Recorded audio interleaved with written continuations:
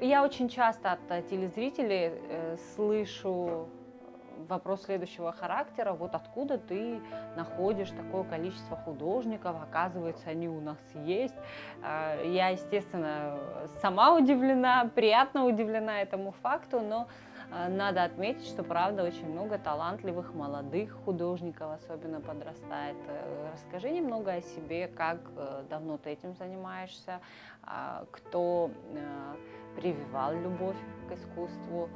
Это у вас семейное или все-таки ты такой самородок? Если честно, мне кажется, еще это мне передалось от предков.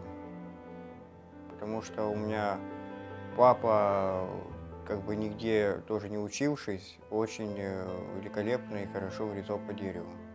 Он даже своими работами доказал то, что он в Украине вошел в Союз художников Украины.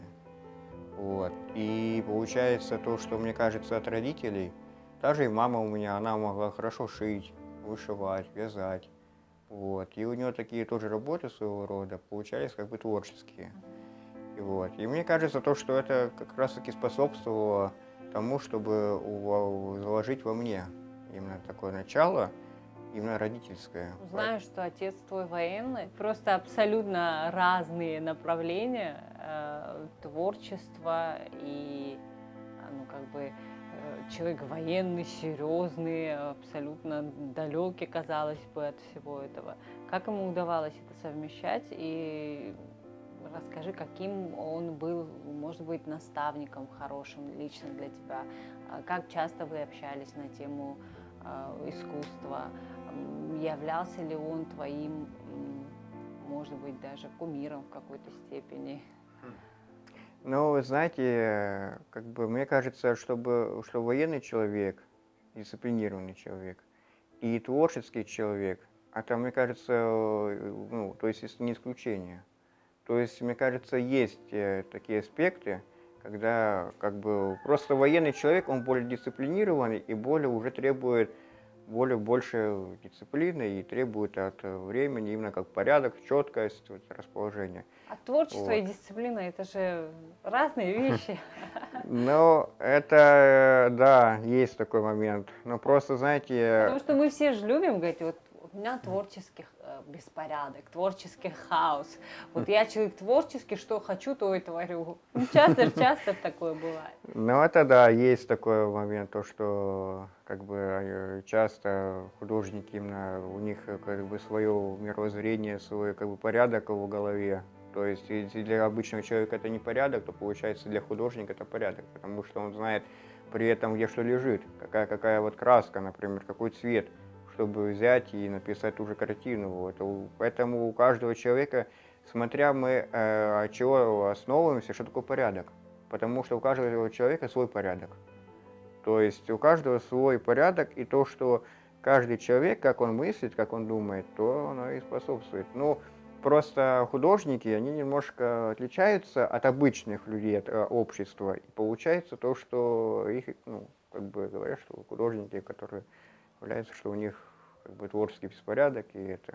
Но при этом, если ты как бы общаешься с художником, не каждый художник скажет, что у меня беспорядок, потому что он знает, где как взять, где что и как бы работать. Где в этом хаосе, где что лежит, да? Ну да, где как это. Возвращаясь к теме отца, все-таки насколько ты его считаешь своим наставником, считал своим наставником именно вот в творчестве? Прививал, была вот такая вот история именно, так скажем, прививания творчества, искусства, или это вот само по себе, это что-то на генетическом уровне? Ну, если честно, то есть получается, когда мы, ну, я про себя только говорю, то, что когда мы в малом возрасте, маленьком, мы, может, чего-то недопонимаем.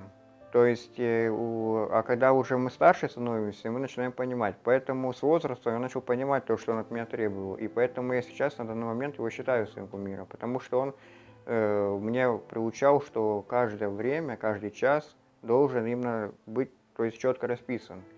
Потому что у нас жизнь не настолько, ну, как бы много лет и не настолько что богатая годами, что мы должны успеть. Поэтому у него, вот то, что мне нравилось, то, что он каждое время, он каждый был четко расписывал. Поэтому я стремлюсь к этому, чтобы именно что-то успеть сделать, много всего, чтобы осталось именно здесь.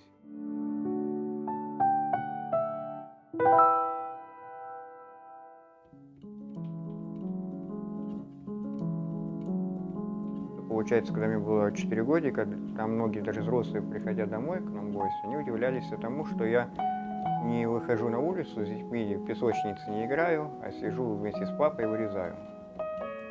То есть я сидел даже, вот этой стамесками, резал, и как бы успешно, потому что даже папа собрал мои работы уже, я на первой выставке участвовал как раз на Украине, то, что и у меня был приз, мне банку меда подарили. Я на тот момент это не понимал, но было приятно. Поэтому творчество у меня еще оттуда начиналось. Не с живописи? У меня не с живописи, нет. Именно как раз-таки по дереву, по резьбе именно с деревом. Потому что то, что я видел, что делал папа, какие работы, как это все выполнял, и мне это нравилось, и я к этому ушел. Но потом, со временем, я когда уже приехал в Абхазию, я познакомился с одной прекрасной женщиной, Ниной Константиновной, которая преподавала в художественной школе. Она мне посоветовала, говорит, приходи, говорит, к нам в школу художественную и, говорит, покажу, как бы расскажу, что научу.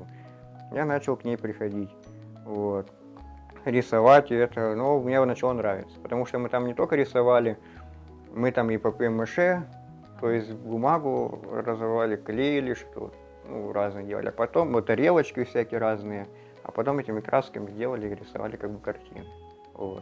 Поэтому было такое . Но потом, конечно, получается, что у меня получается то, что я окончил школу, я поступил в медколледж. Как удивительно. Да, и у меня был такой некий перерыв, если честно. Потому что в медколледж потом я поступил в военный, потому что папа военный, он все-таки требовал, чтобы я учился в военном вузе. И я поступил в военный университет Министерства обороны Российской Федерации. Просто открытие, медицина, военное дело и искусство, живопись, вообще как это возможно совместить? Да, так я еще потом уже приехал сюда, здесь я служил. Поступил в училище? Потом, нет, я еще в Питер поступил год, а когда я уже в военном год учился, получается, стенгазеты, офицеры требовали от нас стенгазеты рисовать. И рисовал это я. Даже было такое, то, что я когда учился на спецфаке, я из Абхазии, получается, я был, и еще один товарищ, Тимур Капш, который, он был старше курса, он как бы к этому отношения как бы не имел, но он в основном возлагал на меня, чтобы я рисовал. И даже в конкурсе я взял 2-е место по стенгазетам. Военный вуз ты окончил? Нет, я, получается, его не закончил, но у меня все курсанты и товарищи, они требовали от меня, чтобы им рисовал картины, потому что они говорят, зачем тебе это военный, ты художник. Они уже тогда видели во мне, что я говорю, ты художник, ты рисуешь красиво, ты иди по этой стезе. Потом я уже, получается, На каком курсе ты оставил военное дело? На 1-м курсе. Да. Отец был не против? Отец к этому, к сожалению, уже времени погиб, и мне просто пришлось еще и по семейным, и не по семейным обстоятельствам пришлось именно просто закончить это и приехать сюда, поступить уже в художественное училище. Получается, ты немало времени потратил на медицинский колледж, да, а потом на поступление в военный университет. И только лишь потом продолжил свою учебу в училище художественном. Да. Не жалеешь о том, что слишком много времени было потрачено на то, что, наверное, не приносило удовольствия раз уж ты не занимаешься этим и не продолжила этим заниматься? Мгм. Ну, знаете, дело в том, что как бы каждый человек себя ищет. Получается, это был поиск себя, что конкретно, что действительно я хочу. Потому что если человек находит себя с раннего детства, это очень хорошо. Но есть люди, которые вот и то не нравится, и то не нравится. Вот он ищет, ищет, ищет. И поэтому, конечно, я, чтобы говорить прям жалею об этом, я это ну, отношу именно к поиску себя. Поэтому это то, что потраченное время, я все-таки нашел себя. То, что я хотел, я закончил именно училище художественное. Это был добровольный поиск себя? Вот поступая в медколледж, ты сам понимал, что тебе это нравится, тебе туда надо, или тебя кто-то направлял? Поступая в военный вуз, тут, мне кажется, все очевидно. Это, скорее всего, настоял отец, и получилось так, что ты согласился с его таким предложением. Да. Вот. Именно конкретно как раз таки и получается, что у меня папа настаивал, потому что он военный, у меня дед военный, папа военный, брат военный, и он думал, соответственно, чтобы я тоже закончил, чтобы тоже был офицером. Вот. Цепочку прервал. Ну, ну, у меня дед хирургом был, а я вот именно художник, ну, в живописи именно вот пошел. Поэтому мне, если честно, это очень нравится. А медицину это как раз таки способствовал, скорее всего, дед, потому что был хирургом. Поэтому военный хирург и... В общем, дал ты шанс и отцу, и деду, и всем родственникам поучаствовать в дальнейшем выборе твоей профессии, но выбрал то, что именно тебе было интересно. Да. И это здорово. Ты сам отметил тот факт, что это был такой поиск своего рода. Можешь ли ты считать, что ты себя нашел? Вы знаете, я сейчас утверждать 100% я не могу, потому что есть всегда 1%. То, что... Сомнения? Ну и сомнения, и не сомнения, но просто, что прям 100% говорит, что я все, я вот хочу и это. Но я на самом деле 99% считаю, что я нашел и иду по тому пути, который мне и как бы доходит, и приносит удовольствие, и то, что я занимаюсь, это мне нравится, и развиваюсь этим, и через это общаюсь с людьми, что-то новое познаю, что-то вдохновляет именно. Вот это оно, это все способствует, это, конечно, есть. Вот. Но просто, я не знаю, может, уже когда мне будет, когда буду постарше, вот тогда я уже скажу 100%. Потому что, мне кажется, все-таки человек именно должен в возрасте осознать, действительно, что он занимался тем, что он действительно хотел, или, ну вот, как я говорю, 1%. Вот. Но 99% то, что я люблю это, и занимаюсь, и буду этим заниматься. Это, конечно, есть такое, то есть и развиваться, и учиться, и дальше именно по этому пути. В шуточной форме мы часто говорим о том, что все-таки нам хочется понять, где нам геометрия помогла в этой жизни или алгебра. Вот. Мне интересно, медицина, военное дело, ну то есть вузы военные, медицинские колледжи, опыт, полученный именно вот за время учебы, он где-нибудь пригодился тебе? Ну, знаете, учиться всему это хорошо. Все-таки где-то что-то по жизни, где-то это помогает.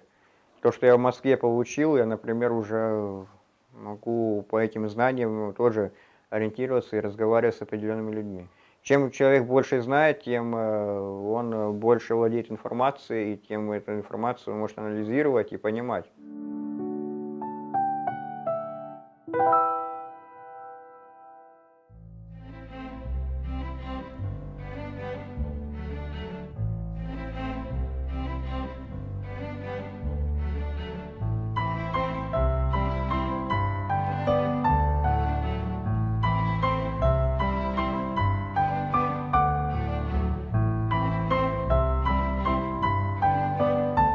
Учитывая то, что у меня здесь роль любопытного наблюдателя, хочу изначально понять вообще, что связывает с этим местом тебя, Как часто ты здесь бываешь?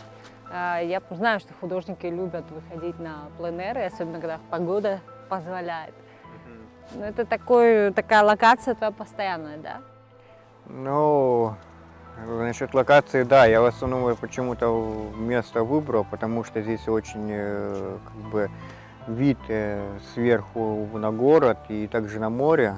Вот. И получается то, что здесь очень, очень как бы тишина, что дает сконцентрироваться.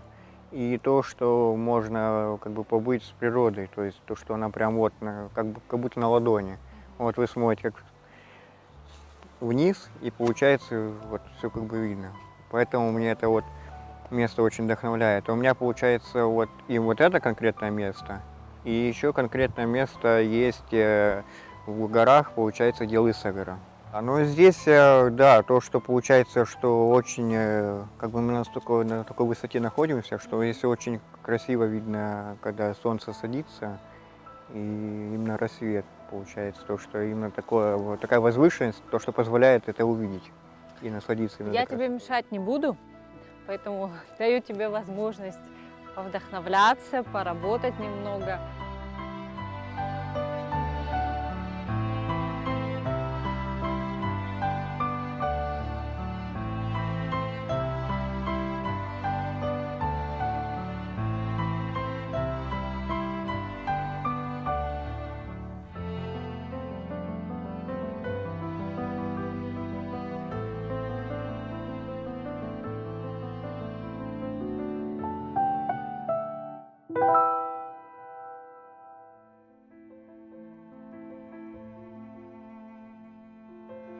Это твои ранние работы, резьбы по дереву. Да.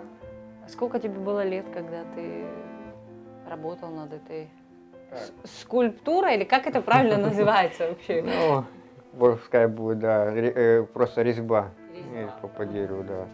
Ну, мне было еще тогда 17 лет. Я ее тогда вырезал, когда еще служил в армии.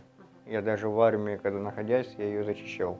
Вот наждачкой брал и там вот в свободное время защищал. Вот. Работа называется Мадонна.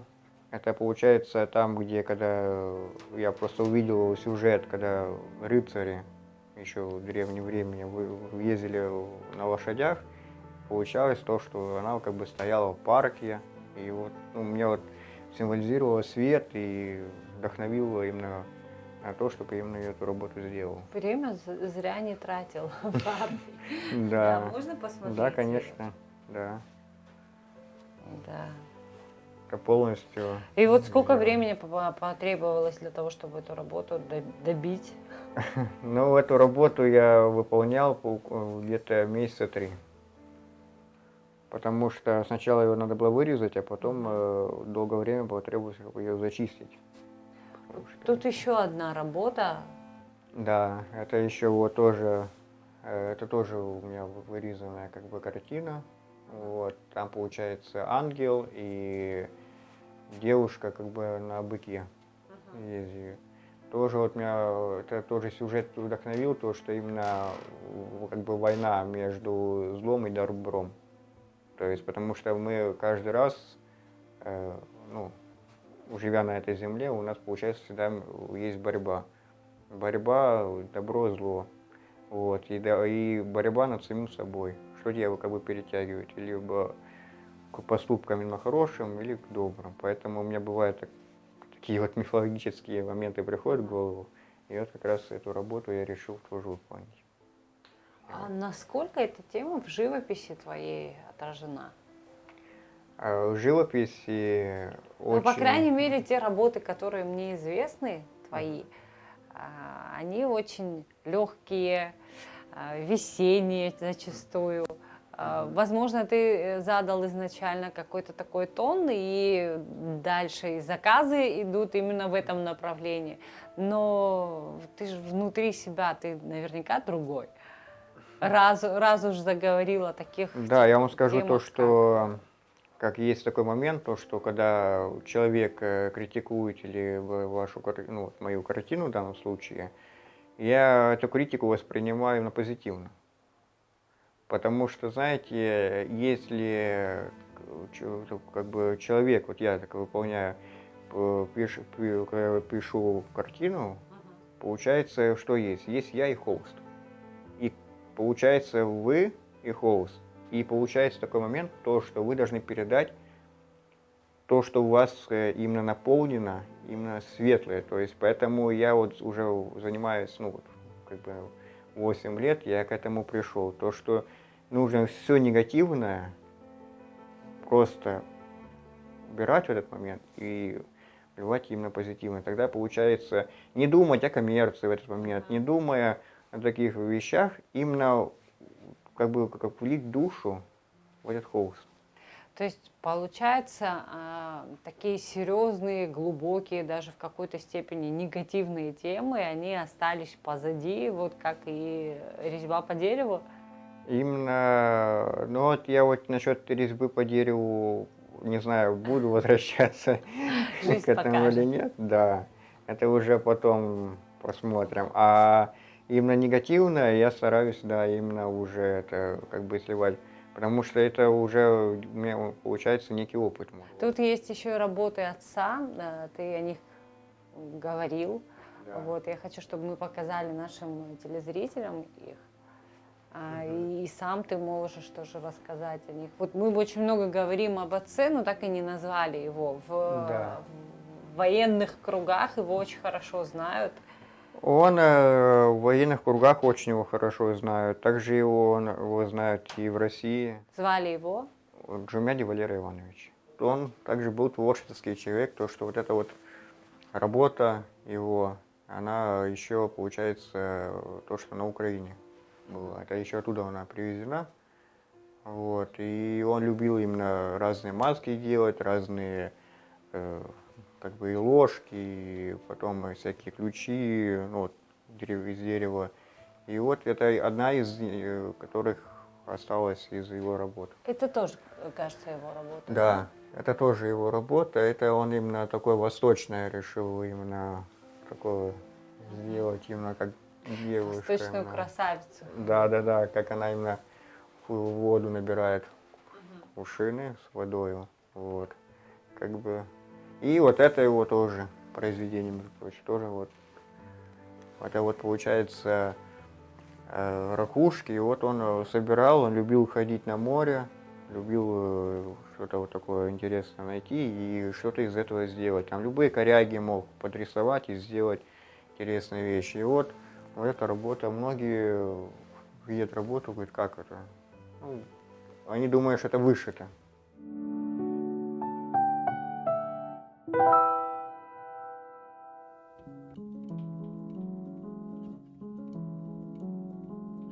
Здесь сейчас на данный момент очень как бы тяжело для молодежи именно развиться. Но есть такой момент, что тот, кто ищет, всегда находит. Поэтому если прям конкретно заниматься и цепляться, то можно.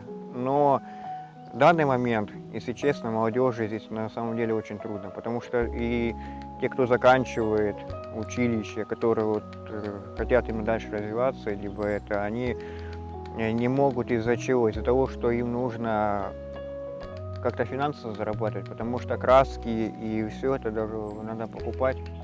То есть это финансовая затрата.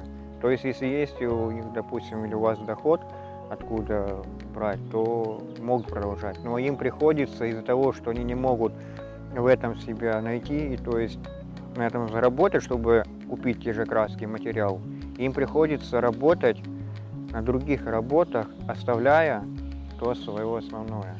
Но это я за тех конкретно говорю людей, которые действительно, то есть хотят как бы этим заниматься. А есть те люди, конечно, очень много, которые просто приходят ради диплома. Просто. Отучились и все. Да, чисто приходят, чтобы заканчивают и все, и на этом дальше у них нету ничего. Такое тоже вот очень, к сожалению, но такое очень часто есть такое тоже. Как было в твоем случае? Вот ты закончил училище, что дальше? У меня, знаете как, у меня получается даже до поступления в училище я уже на этом деньги зарабатывал. Повезло. В каком плане? Я уже выставлялся на Брехаловке, у меня уже были определенные люди, которые интересовались моими работами, которые приобретали. На эти финансы я мог покупать и позволял себе покупать то есть материалы и то есть и работать. Поэтому мне то, что я уже учился в училище, это очень мне много дало, но я уже знал по окончанию, куда я дальше буду как бы двигаться и идти. Поэтому насчет этого у меня проблем не было.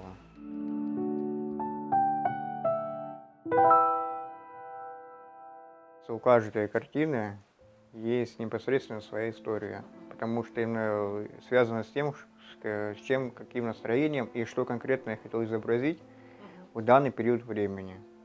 Раз уж Вот. ты выбрал эту картину, наверняка что-то интересное, связанное с ней. Ну, Связано с ней. Да, вот эта картина именно непосредственно тогда, когда мы пошли первый раз в горы, то как бы я пошел именно в горы именно с ночевкой. То есть я до этого как бы ездил в горы, но чтобы с ночевкой и на пару дней такого как бы не было. Вот. И получается то, что эту картину я написал на озере Амкял.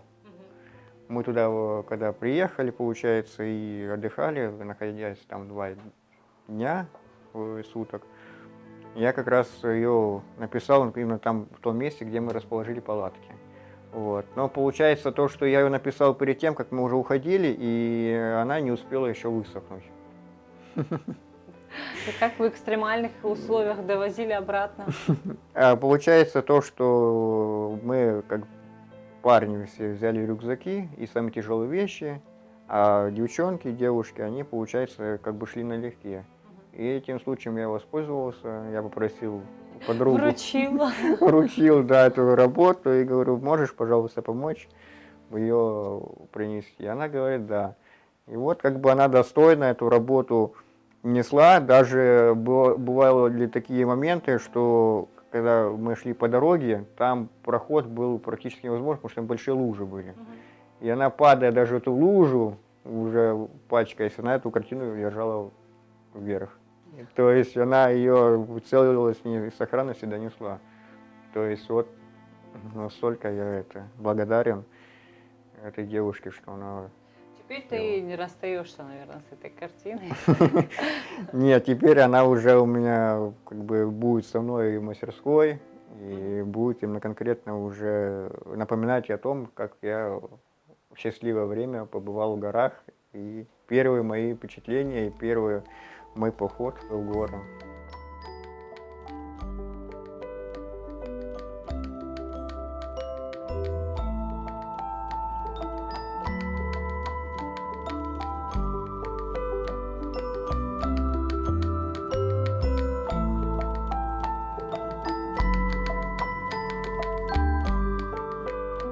Для меня творчество – это своя рода поэзия, как говорится, для меня, потому что я как бы самовыражаюсь через холст и свои мысли, и свое все я могу именно передавать через непосредственно как бы через свои работы. Многие люди стараются писать картины и подражать тем художникам, которые уже ушли. Но надо писать то, что сейчас происходит в наше время и настоящее время, потому что это в дальнейшем тоже будет история. И освещать эту историю надо именно через картины, либо через книги, как писатели пишут. И вот это будет история.